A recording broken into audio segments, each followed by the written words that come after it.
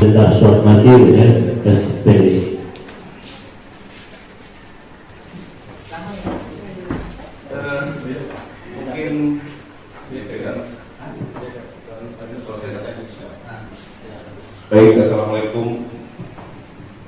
Mungkin Assalamualaikum warahmatullahi wabarakatuh. Terima kasih kesempatannya yang telah diberikan kepada kami untuk melakukan pembahasan modul 1.4 tentang budaya positif. Mohon maaf, jika tadi Bapak Edwin sudah menyampaikan tentang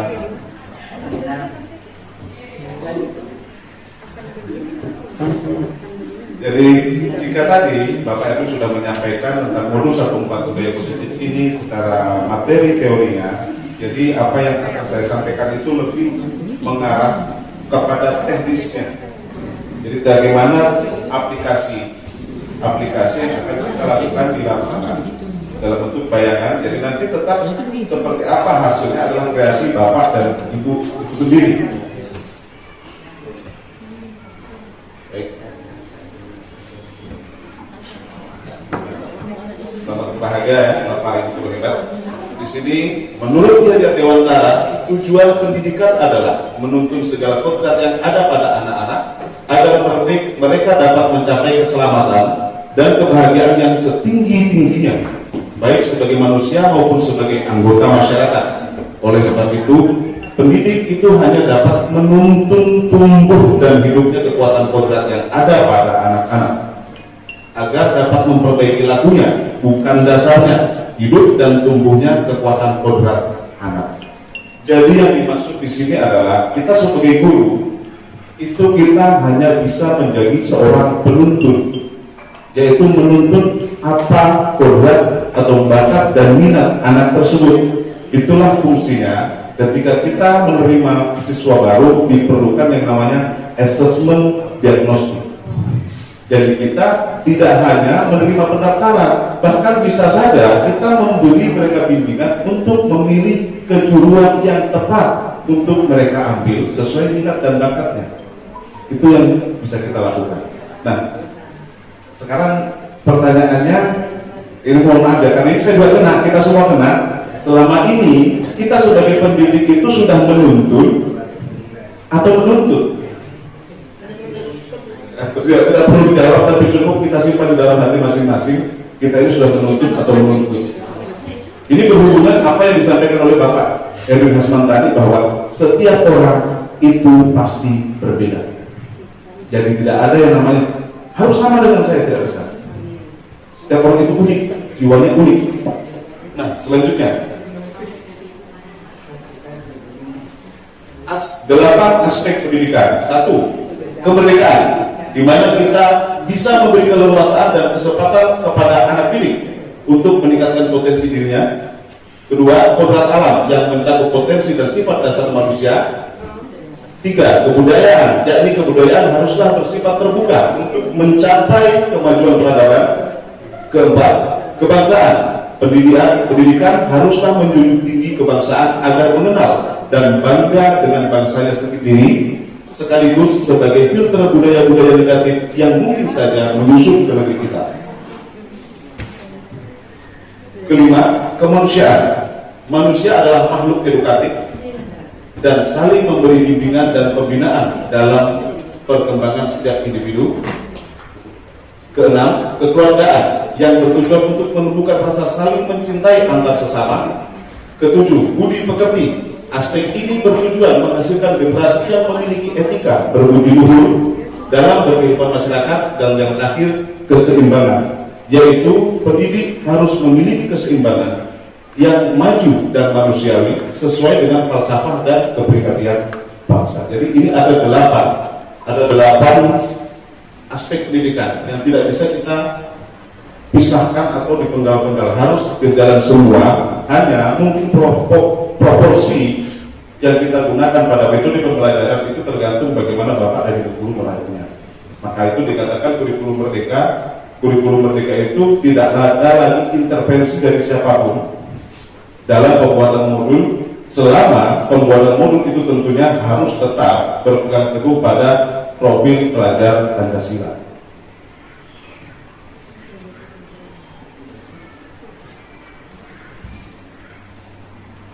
budaya positif. Jadi budaya positif di sekolah yaitu nilai dan kebiasaan di sekolah yang berpihak kepada murid agar mereka dapat berkembang menjadi pribadi yang kritis, penuh hormat dan bertanggung jawab sesuai dengan profil pelajar Pancasila. Arah-arahnya selalu profil pelajar Pancasila, dan jangan dilupa ada satu kata kunci, berpihak kepada murid. Nah, ini konsep utama budaya positif yang tadi sudah disampaikan oleh Pak Erwin Asman. Saya tidak perlu menyampaikan ulang, yang jelas isinya kurang lebih seperti yang ada di atas, dan itu tidak perlu ditambah atau dikurangi. Nah, selanjutnya pembelajaran dengan paradigma baru dalam membangun dunia positif. Budaya positif, sekolah dapat menyediakan lingkungan yang positif, aman dan nyaman agar siswa mampu berpikir, bertindak dan mencipta dengan merdeka, mandiri dan bertanggung jawab. Yang kedua, disiplin sangat berkaitan dengan kontrol guru kepada siswa. Disiplin itu bisa berjalan, pertama, sekolahnya nyaman.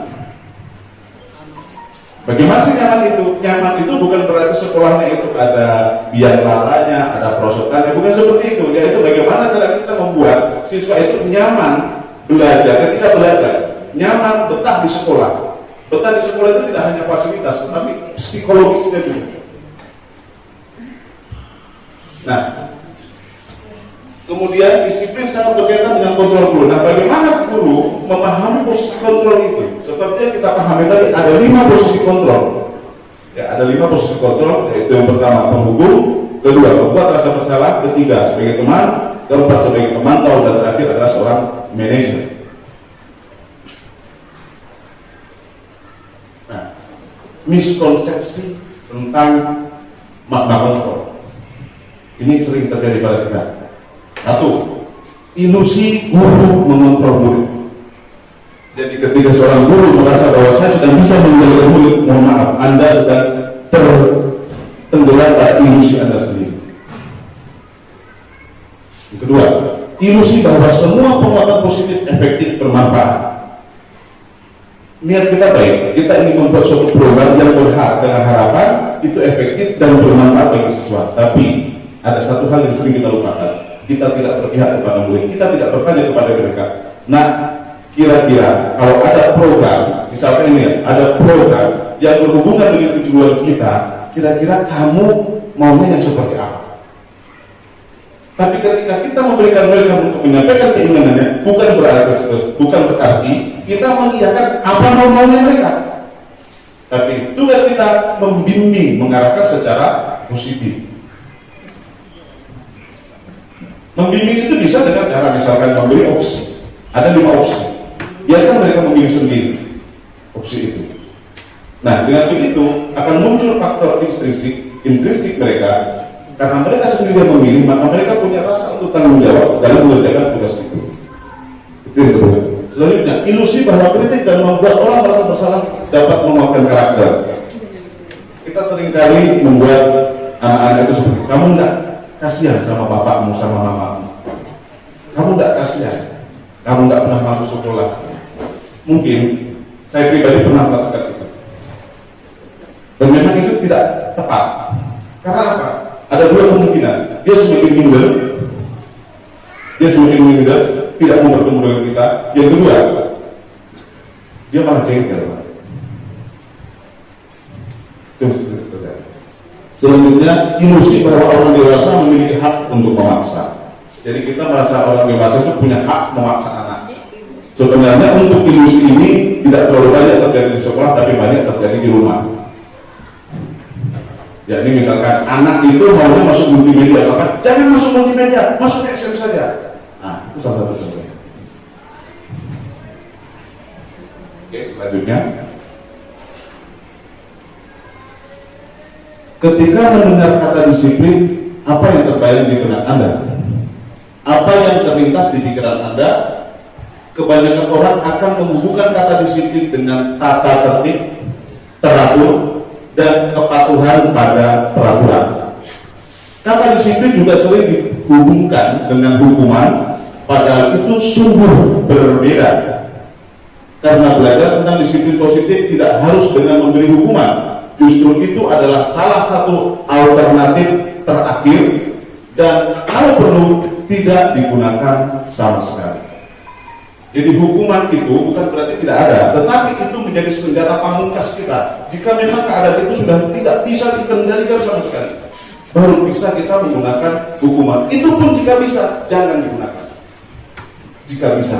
Tapi kalau sudah tidak bisa, tentunya ada penyebab tidak bisa, yaitu kriterianya apa? Bapak dan Ibu sudah tahu sendiri.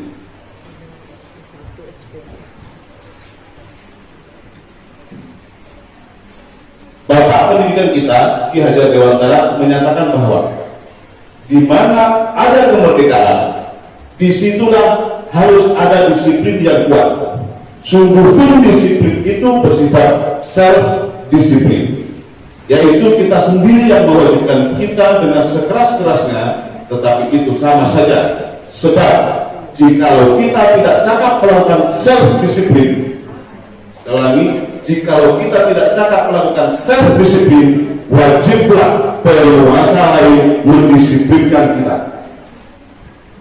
Dan peraturan demikian itulah harus ada di dalam suasana yang mereka. Dikutip dari tulisannya Ki Hajar Dewantara, yaitu Pemikiran Konsepsi Keteladanan Sikap Merdeka, cetakan kelima tahun 2013, halaman 407.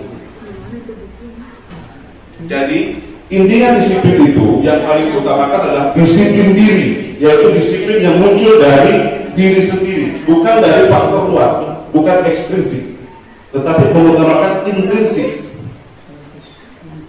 Nah, jika kita tidak bisa mendisiplinkan diri kita, maka akan ada yang namanya pendisiplinan. Maka wajiblah penguasa yang lain mendisiplinkan diri kita. Itulah kedisiplinan positif atau disiplin positif pada suasana merdeka. Nah, sebagai pendidik, tujuan kita adalah menciptakan anak-anak yang memiliki disiplin diri, sehingga mereka bisa berperilaku dengan mengacu pada nilai-nilai kebaikan universal dan memiliki motivasi intrinsik, bukan ekstrinsik. Jadi motivasinya mereka itu adalah intrinsik, motivasi jangan ekstrinsik, tapi intrinsik motivasinya. Dari motivasi dari dalam diri. Nah, kemarin kita para guru sudah sempat melakukan pembuatan keyakinan kelas, atau kemarin kita menyebutnya kesepakatan kelas. Nah, dimensi nilai-nilai kebajikan universal, proyek nilai-nilai kebajikan yang ada di atas inilah yang bisa kita jadikan acuan atau patokan dalam membuat keyakinan kelas. Jadi tidak perlu banyak, makanya sejak awal saya katakan sebaiknya yang membuat keyakinan kelas adalah wali kelas. Jadi tidak perlu banyak. Nah, keyakinan kelas ini pasti berbeda antara satu kelas dengan kelas yang lain. Kenapa bisa? Karena kebutuhan setiap kelas pasti juga berbeda. Kebutuhan anak SM tidak mungkin sama dengan kebutuhannya dengan anak APHP dan anak multimedia atau DKP. Pasti berbeda. Nah, bagaimana? Disitulah wali kelas diminta kelihayannya untuk meramu, membimbing dan menuntun anak-anak untuk membuat keyakinan kelasnya itu sendiri. Nah, yang bisa kita ambil, nah di sini ada 40 ya, ada 40. Mana Anda bisa memilih, Bapak Ibu guru bisa memilih yang mana yang tepat untuk kelas saya. Jadi tidak harus semua, ambil saja Bapak. Target kita 1 tahun itu apa?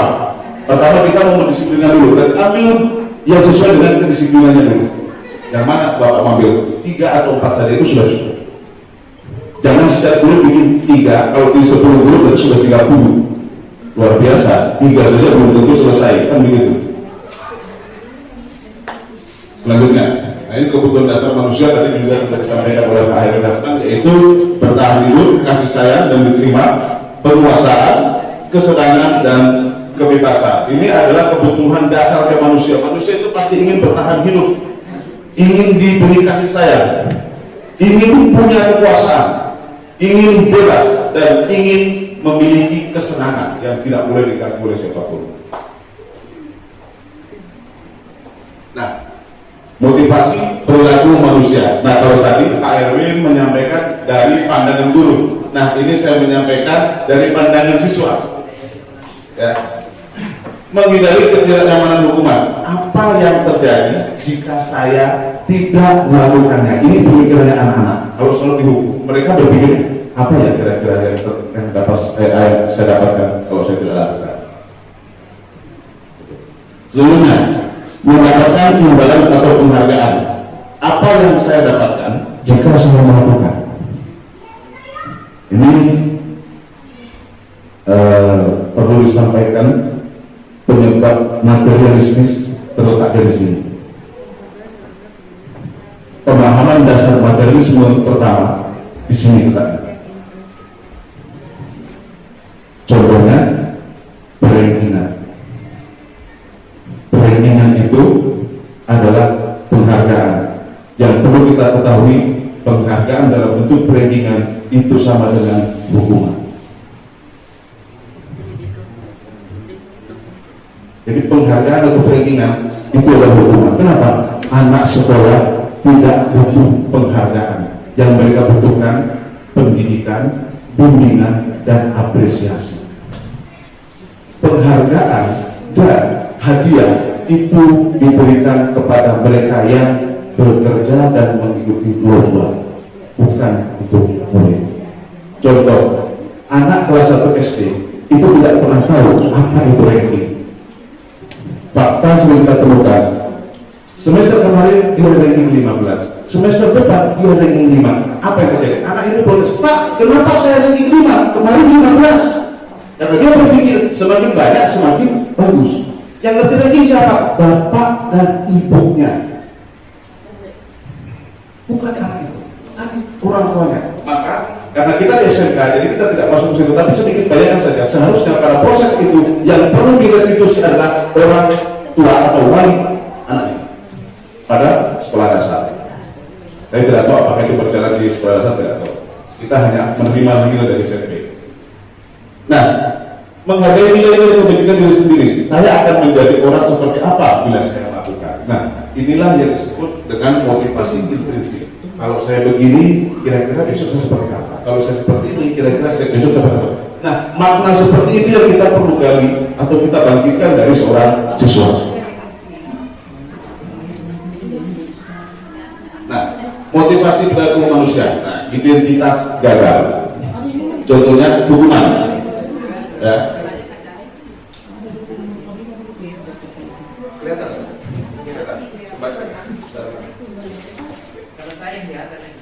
Oh ya. Jadi identitas gagal, ada hukuman, kemudian identitas sukses ada dua, yaitu konsekuensi dan restitusi. Kalau hukuman itu anak belajar menyembunyikan kesalahan, jadi karena dia takut hukum, kebanyakan anak menyembunyikan kesalahannya. Kemudian pada konsekuensi, anak belajar taat kepada peraturan karena sesuai dengan konsekuensi. Tetapi dalam praktiknya lebih banyak anak yang menyembunyikan kesalahannya. Kenapa bisa? Kemudian pertanyaannya, murid belajar memecahkan masalah, bisakah kita lakukan? Bisa, tapi tidak bisa sendiri. Tidak bisa dilakukan oleh satu orang guru. Semua itu butuh bantuan dari semua pihak warga sekolah, bahkan bantuan dari pihak komite.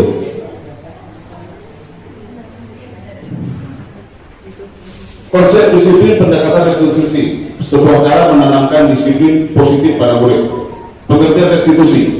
Restitusi adalah proses menciptakan kondisi bagi murid untuk memperbaiki kesalahan mereka sehingga mereka bisa kembali pada kelompok mereka dengan karakter yang lebih kuat. Menurut Gary Gosel tahun 2004, dan ciri-ciri restitusi: 1. Bukan menebus kesalahan, tetapi belajar dari kesalahan. 2. Memperbaiki hubungan. 3. Tawaran bukan paksaan. 4. Menuntut untuk melihat ke dalam diri.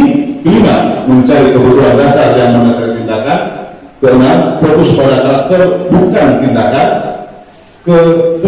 Menguatkan dan fokus pada solusi. Jadi pada restitusi tidak ada hukuman,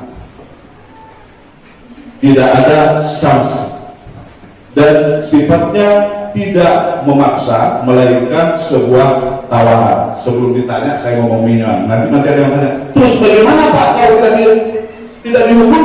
Bagaimana? Gini Bu, restitusi itu adalah aplikasi mengubah peraturan menjadi sebuah keyakinan tanpa menghapus peraturan. Ya. Peraturan tetap ada. Apa namanya peraturan? Tata tertib sekolah tidak dihapus, tetap ada. Nah, tata tertib sekolah ini kita rubah dalam bentuk keyakinan kelas adalah merubah ruhnya dari peraturan itu, yaitu cara pandangnya. Contoh, kenapa di lampu merah ketika lampu merahnya berhenti, menyala kita harus berhenti? Kira-kira kenapa? Dan kebetulan di situ ada polisi. Membahayakan keselamatan diri sendiri. Ya, itu yang kita kendaraan lain. Oke, ada lagi Pak? Bapak Ibu? Mempersilahkan jalur lain untuk lewat. Betul. Intinya keselamatan. Tapi fakta di lapangan berbeda. Fakta di lapangan, kenapa berhenti lampu merah? Karena ada polisi, takut ditilang.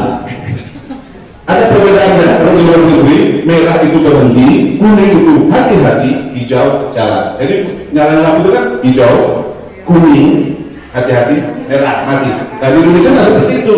Hijau itu jalan, merah itu berhenti, kuning itu cepat-cepat nanti keburu merah. Gitu. Paradigma itu kan begitu. Begitu hijau jalan, begitu kuning harusnya kan kita berlawan, tapi anda gas cepat nanti keburu merah. Kan begitu kalau Indonesia. Kenapa? Kesalahan pandangan. Cara memandangnya sudah keliru. Jadi itu terjadi terus menerus. Makanya kita akan terus melihat pelanggaran. Selanjutnya, nah, contoh kasus murid sering tidak mengerjakan PR. Hukuman 1. Guru menghukum siswa tersebut berhormat bendera selama 10 menit.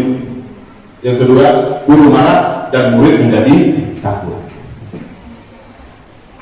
Yang kedua, konsekuensi.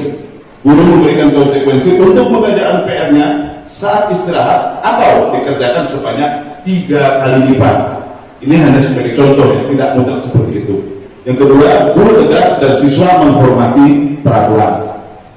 Ini sudah terjadi di tempat kita. Bagus. Restitusi. Guru menanyakan keyakinan kelas dan membantu siswa menyelesaikan masalahnya. Guru terbuka dan siswa menghormati dirinya dan orang lain. Nah, membantu menyelesaikan masalahnya bukan berarti membantu memberi atau membantu mengerjakan PR atau meningkatkan jumlah PR-nya, ditambahkan hasil nilainya. Bukan seperti itu. Yang dimaksud adalah, misalkan, kenapa tidak kerja PR? Semalam saya ketiduran. Kenapa bisa ketiduran? Kemarin saya pulang sekolah tidak langsung pulang tapi langsung bermain-main. Nah, gimana caranya supaya besok malam atau nanti malam kamu nggak ketiduran lagi? Pulang sekolah, saya kalau begitu pulang sekolah saya langsung pulang Pak, tidur siang dan sebagainya. Itu yang dimaksud.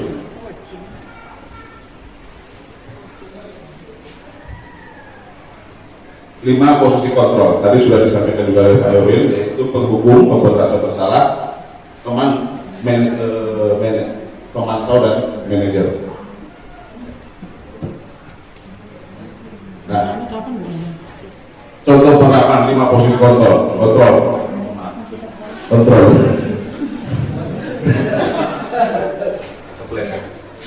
Khusus kasus murid tidak memakai atribut lengkap saat upacara bendera. Kalau penghukum, patuhi peraturan sekolah, lalu berdiri di depan barisan. Kemudian pembuatan saya bersalah. Berapa kali Bapak Guru harus memberitahu kamu, Pak Guru kecewa sama kamu. Kok kamu lagi? Kenapa lagi itu? Itu salah satu contoh bentuk memberi rasa bersalah. Teman, ayolah yang tertib. Cepat. Biasa ya Pak. Saya juga bisa pernah melakukan itu. Sebelum saya sadar itu, saya pernah melakukan itu juga. Selanjutnya, pemantau. Kamu sudah melanggar, tahu kan konsekuensinya? Itu pemantau. Nah, pemantau ini masuk pada kategori yang konsekuensi juga. Selanjutnya, manajer. Apakah kamu tahu kesalahan kamu?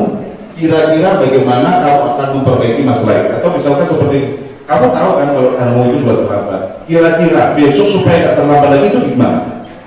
Nah, itulah yang dilakukan pada proses restitusi.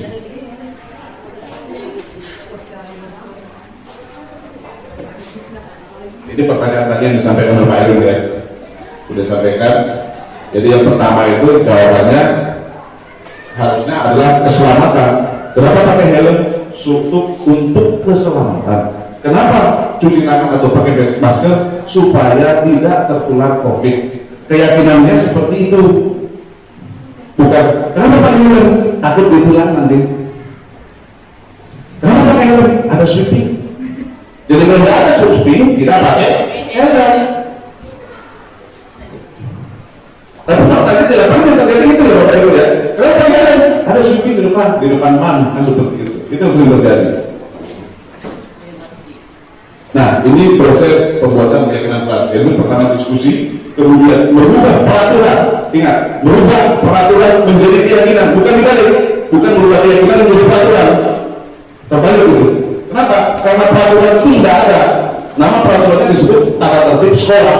Nah, keyakinan ini atau keyakinan kelas ini adalah pengaplikasian tata tertib sekolah dalam bentuk intrinsik, sedangkan tata tertib sekolah adalah pembentukan dalam bentuk ekstrinsik. Kenapa? Tetap tidak bisa dipisahkan. Ekstrinsik dan intrinsik harus tetap ada, tetapi berimbang. Berimbang itu tidak setimbang, ya, bukan berarti setimbang. Berimbang itu sesuai dengan kebutuhannya. Ada yang butuh intrinsik lebih banyak, ada yang butuh ekstrinsik sedikit lebih banyak. Jadi tidak semuanya di intrinsik terus. Tidak semuanya di intrinsik terus. Tetapi ada kalanya harus tetap menggunakan ekstrinsik. Karena kalau ada ekstrinsik hanya menggunakan keyakinan kelas, lantas untuk apa ada tata tertib sekolah? Jadi tata tertib sekolah tetap ada.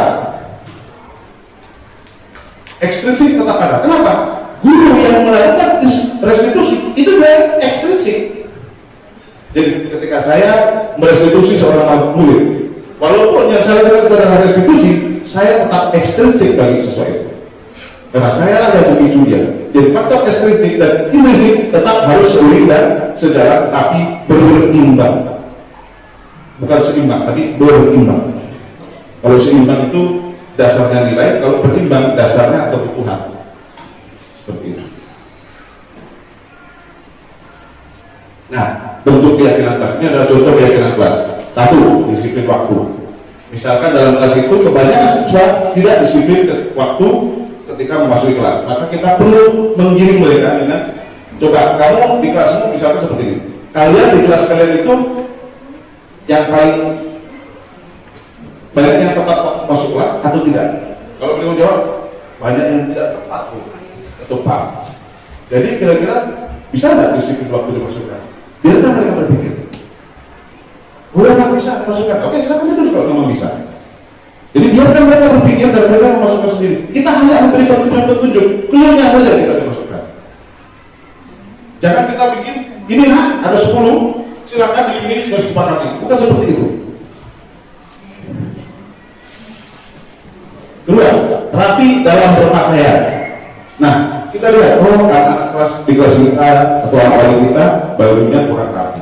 Berarti ini masalah dalam kelas itu. Makanya harus kita lakukan adalah rapi dalam berpakaian. Tanya kepada, bagaimana dengan pakaian kalian? Apakah kalian sudah berpakaian rapi? Mereka kalian sendiri belum Pak. Jadi kira-kira bagus tidak dimasukkan? Biarkan dia lebih lagi. Bagus Bu, bisa masukkan. Silakan ditulis. Seperti itu caranya. Jadi kita membiasakan anak-anak berpikir pada apa yang akan dia lakukan. Bukan kita yang selalu kamu harus begini lah, kamu harus begini lah, kamu harus begini lah. Tidak seperti itu.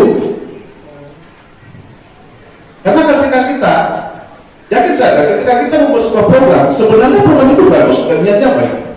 Tetapi ingat, tidak semua anak punya minat untuk program yang kita buat. Maka biarkan dia berpikir sendiri, dia tertarik tidak dengan program itu. Kemudian menjaga kebersihan kelas dan sekolah ini sudah jujur dalam bertindak. Contoh jujur dalam bertindak adalah seperti tidak mencontek. Itu salah satu. Sopan pada guru dan teman, kemudian budayakan 3S. Sapa, senyum,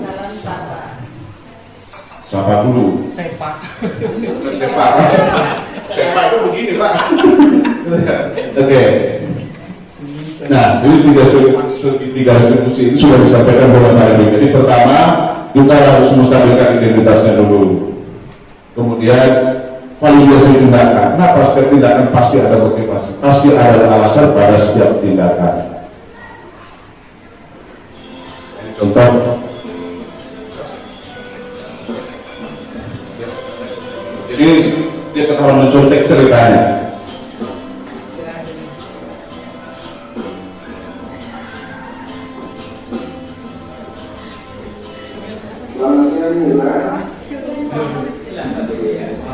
Wah, ini di ruangan ini. Baru bilang ini. Baru bilang ini.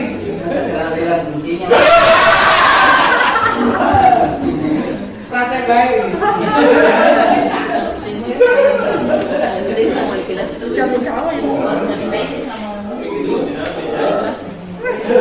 Jam berapa ini? Di Bosola dia ya. Dari lama.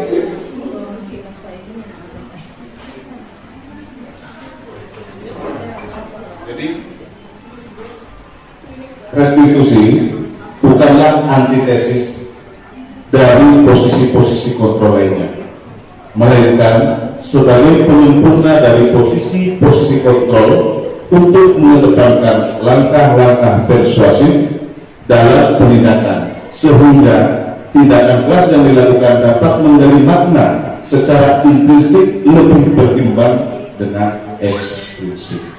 Jadi restitusi itu bukanlah antitesis dari penghukum, bukan pula antitesis dari pembuat rasa bersalah dan sebagainya, melainkan adalah penyempurna, pelengkap dari semua posisi kontrol. Dengan harapan, kenapa? Karena 4 posisi kontrol itu letaknya pada ekstrinsik, posisinya pada tata tertib sekolah atau peraturan akademik. Mungkin sama ya Pak Sekurikulum, peraturan akademik dengan tata tertib beda ya? Beda, dan mungkin lebih ke tata tertib ya. Jadi eksplisit atau 4 posisi kontrol itu arahnya lebih kepada eksplisit atau tata tertib. Sedangkan restitusi adalah pengaplikasian tata tertib itu dalam bentuk keyakinan, sehingga sanksi-sanksi pada tata tertib tidak harus digunakan, jika perlu tidak digunakan. Namun bukan berarti tata tertib itu tidak berlaku, tetap berlaku. Kriterianya seperti apa? Kriterianya Bapak dan Ibu guru tentunya lebih paham daripada saya. Seperti itu. Kenapa? Karena memang tidak selamanya harus restitusi terus, harus ada posisi-posisi kontrol yang lain jika diperlukan. Hanya saja 4 posisi kontrol itu hanya digunakan pada saat-saat mendesak saja. Mendesak saja. Yang paling utama adalah restitusinya. Toh, jika kita sudah melakukan 4 yang pertama, entah yang menghukum atau konsekuensi, itu hanya ada sebentar, bisa untuk shock terapi. Begitu selesai, langsung direstitusi. Langsung segera melakukan restitusi. Begitu. Jadi semuanya harus berpihak pada murid. Nah, ini budaya positif yang bisa saya sampaikan. Sudah jam 12 sudah, alhamdulillah pas. Jika ada yang ingin bertanya, sebenarnya saya persilakan, tapi kembalikan kepada Bapak Koordinasi Kurikulum untuk moderasi. Jika ada yang ingin bertanya, bisa, tapi jangan terlalu banyak ya. Terima kasih.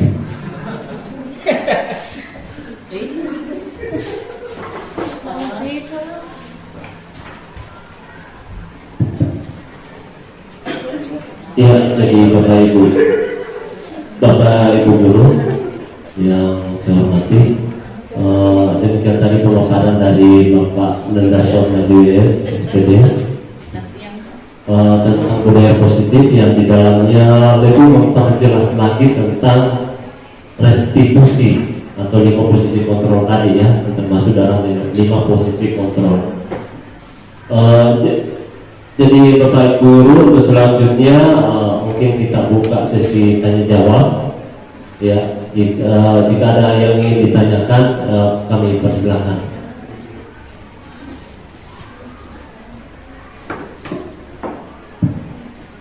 Baik, terima kasih. Assalamualaikum warahmatullahi wabarakatuh. Bapak Ibu yang saya hormati, alhamdulillah ini teman kita 2 orang sudah memberikan paparan tentang budaya positif. Ini adalah termasuk hal yang positif juga untuk SMK Negeri Buloh selaku SMK Pusat Keunggulan. Jadi kita sangat bersyukur kemarin itu sudah ditemukan bahwa ada tim hebat dan kuat. Nah, salah uang ini yang tadi tampil, dibuktikan hari ini bahwa memang kita layak dikatakan SMK tim yang hebat dan kuat. Ya, karena segala yang informasi yang diberikan itu merupakan hal positif, ilmu yang harus kita juga berikan kepada teman-teman yang belum memahami seperti apa sebenarnya budaya positif itu. Jadi lewat ini tadi mudah-mudahan penyampaian 2 teman kita ini bisa tambahan ilmu buat kita, bisa memberikan wawasan, bisa memberikan gambaran ke teman-teman yang lain di luar sana bahwa budaya positif seperti ini, ya, disiplin positif seperti ini. Itu. Saya rasa luar biasa ini menjadi contoh yang baik. Segala apa yang disampaikan, ini juga sebelumnya sudah didiskusikan, ya, bahkan sudah dilaksanakan di SMK Negeri Buloh. Tapi ini dipercepat hari ini lagi. Mudah-mudahan dengan adanya pemulatan hari ini itu tidak hilang, ya. Artinya kita betul-betul aplikasikan di tim kita masing-masing, ya. Karena disiplin positif itu berasal dari diri kita sendiri, bagaimana mendesain pembelajaran sebagai pemimpin pembelajaran di kelas, bagaimana mendesain supaya intinya berpihak pada peserta didik.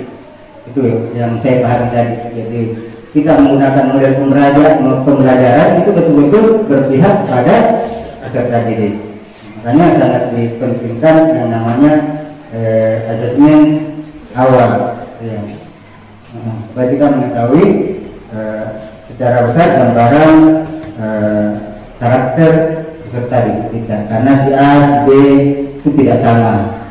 Kemarin saya bercerita dengan Pak Suprapto di rumah saya, dengan produk yang sama, kandungan yang sama, bapak yang sama, ibu yang sama, tapi produk yang saya hasilkan itu berbeda karakter. Tidak, dari tiga-tiganya itu tidak ada pun yang sama. Ya. Itu menandakan bahwa kita sebagai pemimpin pembelajar di kelas harus mengetahui itu karakteristik peserta didik. Ya. Jadi saya rasa itu dari saya. Mudah-mudahan apa yang kita terima hari ini betul menjadi bahan menjadi motivasi buat kita semua bagaimana merubah yang selama ini kita lakukan mungkin salah, atau yang sudah kita lakukan itu benar, itu yang dilanjutkan. Kalau salah, mari kita rubah. Ya. Intinya adalah bahwa ini yang paling berharga itu adalah keteladanan. Keteladanan itu ada pada diri kita sebagai guru. Bagaimanapun budaya positif menjadi terkait dengan disiplin positif, kalau kita lemah di keteladanan, itu semuanya menjadi nol, artinya dikali nol lagi. Berarti kita baru mulai lagi. Nah, saya rasa keteladanan ini sangat penting ya, buat kita semua. Ya, gitu. Jadi dipercepat itu kamu kuat dan hebat. Ya, ini cuma hari ini kita sudah mendapatkan ini luar biasa ini. Ya, mudah-mudahan teman-teman lain muncul dengan kegiatan guru penggerak ini. Ya, karena ini luar biasa menjadi estafet pembelajaran berikutnya, kepemimpinan berikutnya. Ya. Saya rasa demikian. Terima kasih. Assalamualaikum warahmatullahi wabarakatuh.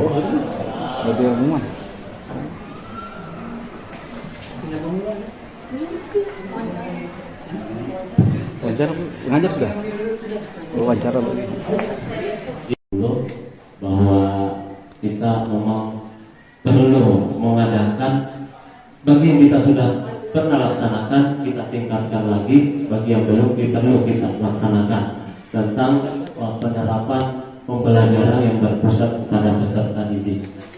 Jadi untuk selanjutnya mungkin ada pertanyaan yang lain.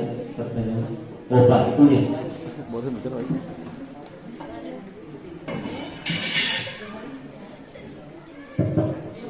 Ya, masih atas kesempatan yang telah diberikan. Assalamualaikum warahmatullahi wabarakatuh. Ini Pak, mungkin kan karena saya kan juga ini ya Pak, dari masa kecil sampai masa sekarang kan ini kan paradigma yang saya selalu dapat itu kan, kalau saya nggak mengerjakan PR kan pasti dapat hukuman. Terus kalau saya berprestasi pasti kan saya dapat ranking. Dan kalau saya dapat ranking kan dalam tanda petik kan saya dapat uang dari orang tua. Nah, jadi kan apa ya, pemikiran saya kan seperti itu Pak. Jadi misalkan ini Pak, misalkan kan siswa-siswa khususnya di tempat saya PSN itu kan memang dalam tanda petik kan sedikit unik ya, berbeda dengan siswa-siswa. Ya pasti semua siswa berbeda. Tapi maksud saya kan mereka tuh apa ya? Ya kalau misalkan saya pakai segitiga restitusi yang tadi itu. Nah terus misalkan ada satu atau dua siswa itu tetap tidak berubah dengan kita tanya salahmu apa nak, terus saya nggak mengerjakan atau saya nggak masuk kelasnya bapak sampai 5 kali. Nah, terus sampai kapan itu Pak kita bakalan ditanyakan terus salahmu apa, perubahanmu apa, terus dia nggak berubah, dia nggak ngapa-ngapain. Apa akhirnya Pak? Apa kita cuma dalam tanda petik ya nanti yang mau perubahan gimana gitu Pak? Kalau yang model-model kayak gitu gimana gitu? Ya saya memang belum mencoba Pak, tapi saya yang ini kan ya itulah Pak, biasa berpikiran belum mulai aja ada banyak kesalahan.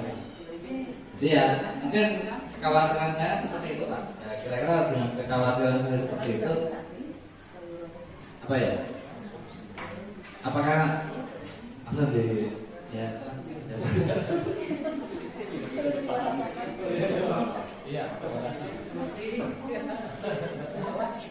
Ya, silakan Mas. Baik, terima kasih pertanyaannya dari Pak Eko. Bagaimana jika restitusi, mungkin kesimpulannya lebih tepatnya adalah bagaimana kalau restitusi tidak mempan? Kurang lebih seperti itu Pak ya. Baik. Karena restitusinya belum dimulai, yang paling bagus itu adalah pertama dilakukan dulu Pak. Kita lakukan dulu tekniknya seperti apa.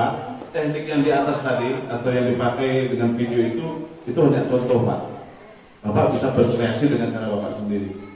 Lebih banyak, ada banyak literasi di dunia maya yang bisa kita ikuti. Referensinya banyak. Tetapi, ini artinya begini Pak ya. Ini bisa dikatakan kewaspadaan ya, kewaspadaan sebelum melakukan. Sebenarnya itu bisa dikatakan suudzon juga bisa, tapi manusiawi.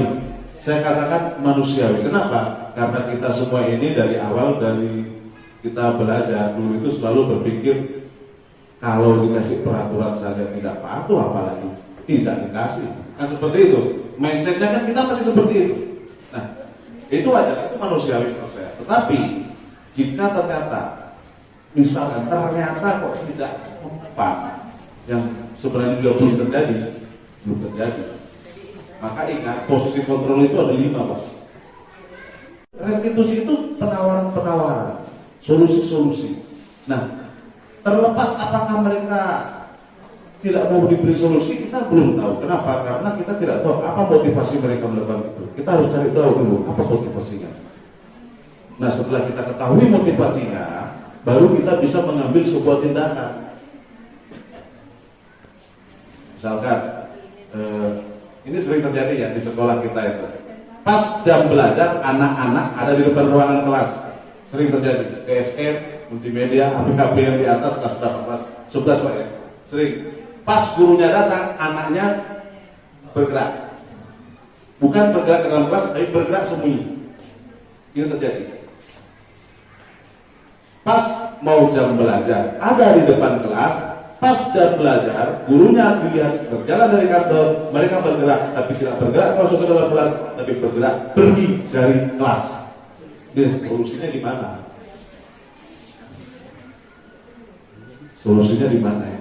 Pertama, nggak mungkin kita mau nangkepin satu-satu itu anak. Ya Pak ya.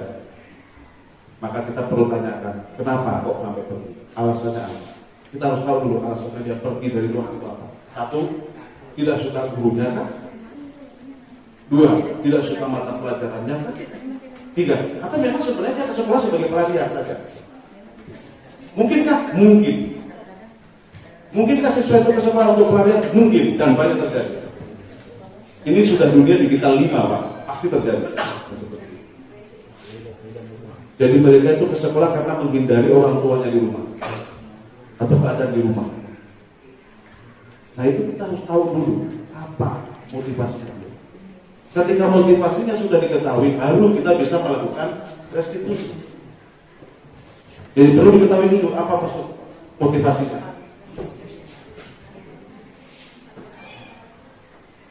Kurang lebih seperti itu. Motivasinya cari dulu. Motifnya apa? Kenapa dia seperti itu? Setelah kita tahu motifnya apa, baru kita bisa mengambil tindakan. Karena kita tidak bisa mengambil tindakan jika kita tidak tahu motifnya apa. Dan ini juga jadi problem untuk saya sendiri. Kalau saya kebetulan juga wali kelasnya TSM 10 SMA. Sekarang saya masih mencoba mencari tahu apa sih motifnya. Nah beberapa kemarin saya sempat tanya-tanya, ternyata dia tidak menjadi tulang punggung Ibu. Salah satunya. Ada satu siswa kita, dia tidak tulang punggung. Dia tidak harus mencari uang. Maka pertanyaan saya, kenapa dia cari uang? Kalau dia tidak menjadi tulang punggung, maka kamu tidak boleh kerja. Hak kamu sekolah, bukan kerja. Nah ini jadi masalah. Karena yang seharusnya kita restitusi itu Pak, bukan cuma siswa. Terkadang yang kita harus restitusi itu walinya, orang tuanya. Orang tuanya yang harus kita restitusi. Coba bayangkan, apa tidak menyedihkan? Ada anak tidak pernah masuk, ditanya bapaknya, Pak, anaknya tidak pernah masuk Pak. Wah saya juga tidak tahu Pak. Nah itu anaknya siapa kalau kamu tidak tahu? Kan itu pertanyaan kita. Nah, yang direstitusi, yang kita restitusi orang tuanya harus direstitusi. Bagaimana metodenya ya? Nanti kita bisa berdiskusi kembali. Saya rasa seperti itu yang bisa saya jelaskan. Jadi kita cari dulu motifnya anak itu apa. Setelah kita tahu motifnya, baru kita bisa lakukan tindakan. Nah, cari dulu motifnya. Itu yang perlu kita tahu. Terima kasih. Assalamualaikum.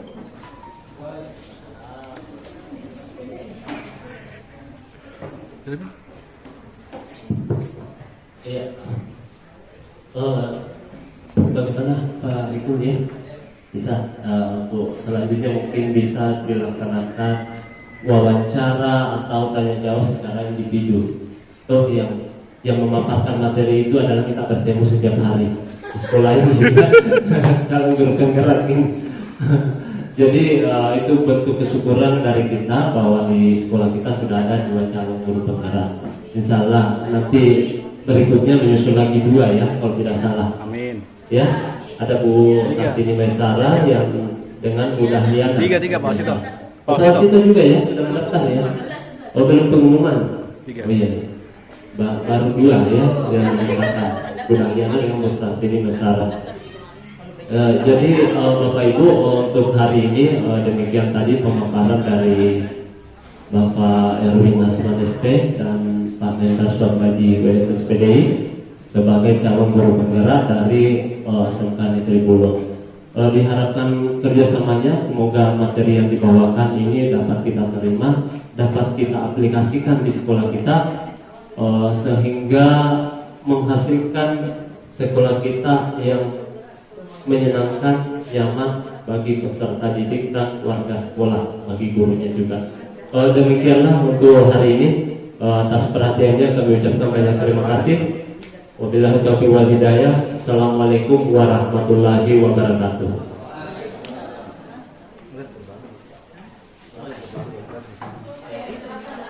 Ya, baik. Terima kasih bagi teman-teman guru yang sudah melaksanakan penimbasan praktik baik di SMK Negeri Bulog, khususnya Pak Hendra dan Pak Erwin Hasman. Ini sangat bersyukur ada rekan-rekan atau teman kerja yang sudah bisa memberikan contoh yang baik, sudah bisa mendapatkan ilmu terkait dengan penyembasan terutama pada budaya positif yang ada di sekolah kami. Ini sangat bersyukur karena kenapa? Kebetulan SMK Negeri Bulog adalah SMK pusat keunggulan dan ini sangat berdampak positif terhadap program-program yang ada yang sudah berjalan di sekolah kami. Jadi sekali lagi saya sangat apresiasi. Mudah-mudahan apa yang disampaikan tadi itu betul-betul memberikan warna baru, terutama dalam hal bagaimana memberikan praktik baik terhadap teman-teman kerja, terutama rekan-rekan guru yang ada di SMK Negeri Bulog. Karena sebenarnya pengetahuan tentang budaya kerja, kemudian disiplin positif, budaya positif itu sebenarnya sudah dijalankan di SMK Negeri Bulog. Namun karena dengan adanya penyembasan ini kita tentu berharap bahwa ada penguatan lagi terkait dengan budaya dan disiplin positif yang ada di SMK Negeri Bulog. Saya rasa demikian. Sekali lagi terima kasih. Mudah-mudahan betul-betul bisa menjadi teladan atau panutan bagi teman-teman guru yang ada di SMK Negeri Bulog. Sekali lagi terima kasih. Assalamualaikum warahmatullahi wabarakatuh. SMK kuat, SMK hebat. Assalamualaikum warahmatullahi wabarakatuh. Tadi kami sudah menerima paparan tentang pengimbasan dari calon guru penggerak atas nama Pak Nendar Suarmaji WSSPDI tentang budaya positif. Sangat-sangat membantu untuk kami di SMK Negeri Bulog ini, terutama dalam hal menyusun keyakinan kelas, di mana selama ini kami pahami itu adalah kesepakatan kelas. itu akan lebih kami tingkatkan lagi sesuai dengan apa yang kami terima tadi. Itu jadi hasil dari pembahasan ini sangat-sangat berpengaruh banyak untuk sekolah kami di SMK Negeri Bulo ini. Salah satu juga yang paling penting tadi tentang segitiga restitusi, itu sangat luar biasa, di mana di sekolah kami masih sering kami dapati tentang pemberian hukuman, tentang menuntut kepada siswa agar mengikuti apa yang diinginkan oleh guru, dan ternyata itu sangat jauh berbeda dari apa yang diterapkan di dalam segitiga restitusi itu. Jadi untuk itu kepada calon guru penggerak atas nama Pak Nendar Suatmaji, terima kasih atas pembahasan yang dilakukan. Hal itu sangat membantu kami dalam mengelola proses pembelajaran, proses menangani keinginan peserta didik untuk SMK Negeri Bulo yang lebih baik lagi nantinya. Untuk itu, ya terima kasih. Assalamualaikum warahmatullahi wabarakatuh.